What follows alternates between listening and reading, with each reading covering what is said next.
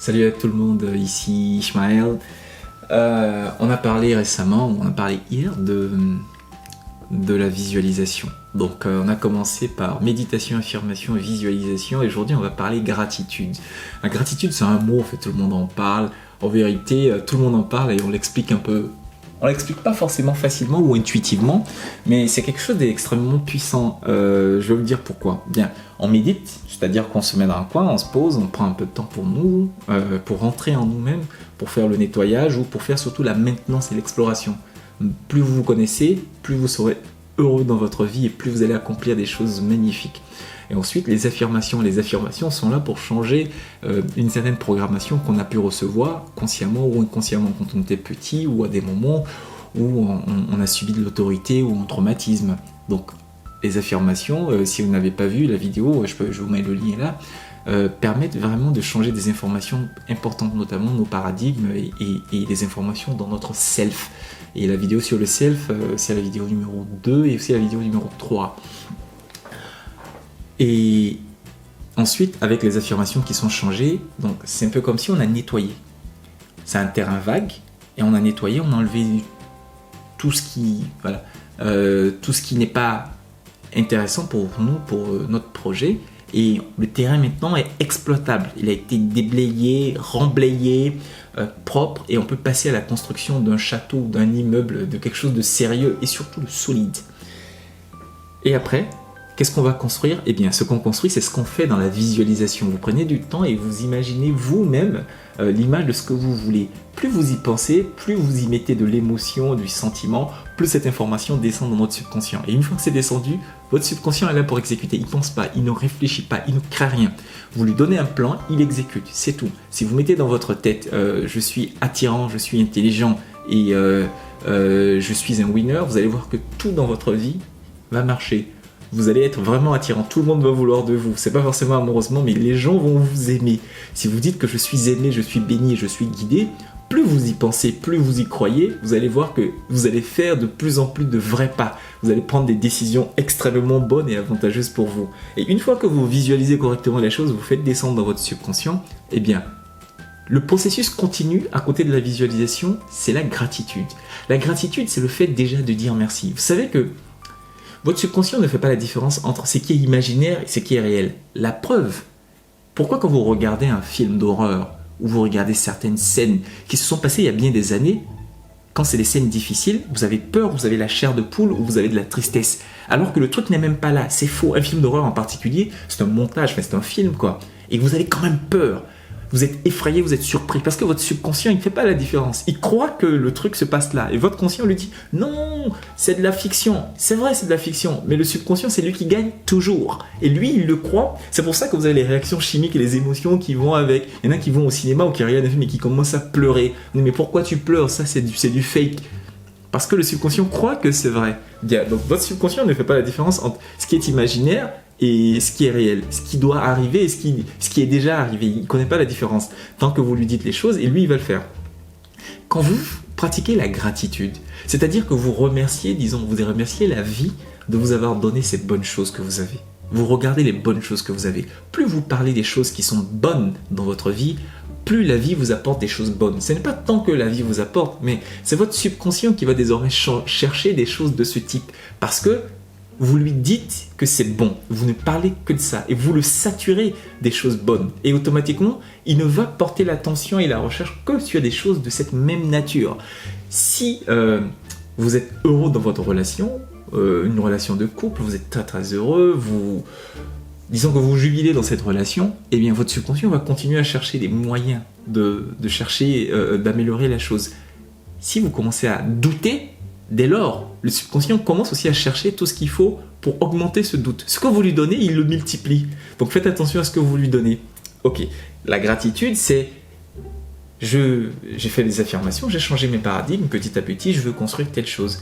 Même si le projet n'est pas encore abouti, vous commenciez déjà à remercier. Merci pour ce chantier, merci pour ce projet, merci pour ma santé parfaite, merci pour cette vie magnifique, merci pour ça, merci pour ça. Le fait d'aligner votre cœur et vos émotions déjà directement sur la chose déjà réalisée, qu'est-ce que vous faites? Vous savez que notre subconscient il fait ce qu'on lui demande. Donc, si vous commencez à remercier pour cette journée magnifique qui commence, merci pour ces opportunités, remerciez la vie, remerciez l'univers, merci pour ces fabuleux amis que tu me donnes, merci pour cette santé. Si vous pratiquez ça tous les matins, ou même essayez ça là, hein, mettez la vidéo en pause et faites 5 minutes. 5 minutes, remerciez la vie et montrez-lui votre reconnaissance pour tel élément dans votre vie, que ce soit vos relations, votre santé, vos capacités intellectuelles. Et ensuite, regardez votre état émotionnel. Vous allez voir que c'est étrange, hein, ce truc. Quand vous commencez à dire merci, merci, merci, c'est impossible d'être déprimé ou d'être dans une mauvaise vibe, dans une mauvaise émotion pendant qu'on dit merci. Notre cerveau ne sait pas faire deux choses. Soit on dit merci, dans ce cas-là, ça nous énergise, ça nous motive et on se sent vraiment bien, ou soit on est dans quelque chose qui nous rapproche du mauvais, c'est de la dépression, de la tristesse ou de la mélancolie, ce genre de choses. La gratitude, c'est un des puissants médicaments, remèdes naturels qui coûtent 0 € pour déjà s'éloigner de la dépression ou du mauvais mood, du bad mood. Quand vous êtes dans la gratitude, vous remerciez, à un moment, vous sentez que votre cœur est en train de rire ou il est en train de sourire.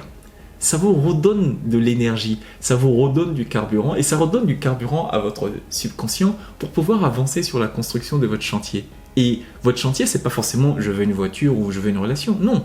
Votre chantier, ça peut être simplement de passer une journée exceptionnelle. Votre chantier, ça peut être de maintenir un niveau de joie, un niveau de bonheur, un niveau de bien-être constant et même mieux, croissant de jour en jour.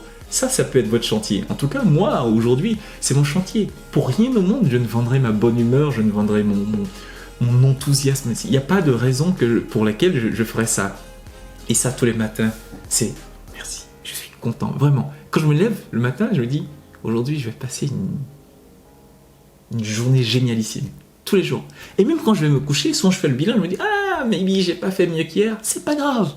Je dis merci, j'ai fait ça, j'aurais pu avoir le pied cassé, je sais pas, j'aurais pu avoir dégâts des eaux chez moi, j'aurais pu avoir, on peut me hacker ma carte bancaire et me finir tout l'argent sur le compte. Enfin, en gros, il y a plein de choses qui auraient pu arriver, mais regardez, j'ai passé la journée en bonne santé, en pleine forme, j'ai travaillé, j'ai gagné peut-être de l'argent ou des amis, ou j'ai appris des choses, je suis devenu un peu plus intelligent que je l'étais hier. Et qu'est-ce que je fais? Je dis merci. Et tous les matins, je dis merci pour cette nuit, merci pour ce repos, et merci pour toutes les informations que j'ai reçues, même si je ne les ai pas forcément détectées. Merci pour ça, et aujourd'hui sera une bonne journée. Merci, merci, merci. Merci, merci, merci. Il arrive, et c'est un peu comme s'il met KO toutes les petites pensées de tristesse, de machin truc. Non, allez, choisissez-vous, votez pour vous-même. Ce truc-là, ça donne de la pêche. Et beaucoup de gens se disent « Ah, je suis pas très en forme ». Vous savez pourquoi vous n'êtes pas en forme? Ce n'est pas parce que vous n'êtes pas en forme que vous ne faites pas certaines choses, c'est parce que vous ne faites pas ces choses que vous n'êtes pas en forme. L'énergie est déjà dans votre corps, mais la question c'est est-ce que l'énergie est relâchée par votre subconscient? Généralement non, parce que vous ne faites pas les bonnes activités. Les bonnes activités permettent, les bonnes choses je veux dire, permettent à votre subconscient de relâcher l'énergie et que cette énergie commence à vibrer et à circuler dans votre corps afin que vous passiez à l'action. Quand vous dites merci, quand vous êtes dans la reconnaissance, ça vous énergise. C'est comme aller chanter. Si vous n'êtes pas en forme, mettez, je sais pas, une musique que vous aimez, l'une des musiques les plus ambiançantes que vous aimez. Mettez ça, écoutez. Quand vous allez au sport, à la salle de sport, ou quand vous faites de l'exercice et que vous mettez de la musique techno ou je sais pas, il y a un certain type de musique, une playlist sport.